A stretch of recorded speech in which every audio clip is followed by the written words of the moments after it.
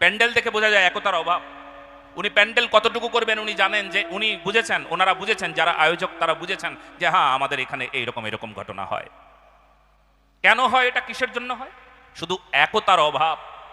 একে অপরের সঙ্গে সম্বন্ধ নাই, ভালোবাসা নাই, একে অপরের হাত ধরি না।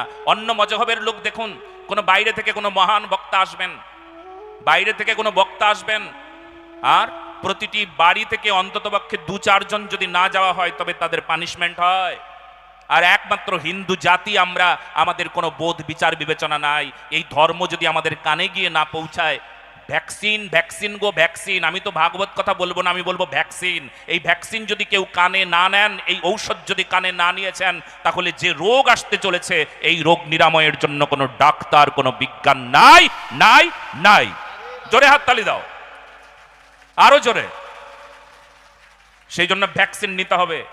প্রতি হিন্দু হলে ভ্যাকসিন নিতে হবে, নিতে হবে, নিতে হবে।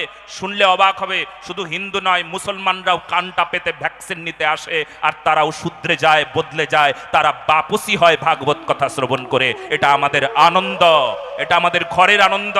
তারা ফিরে আসে, তারা শুনে অবাক হয়ে যায়, ভাগবত কথা শ্রবণ করে আমি আবার বাপসি এসেছি, আমি আবার ফিরে এসেছি, আমি হিন্দু ছিলাম আবার হিন্দু হয়ে আবার তোমাদের সামনে এসেছি।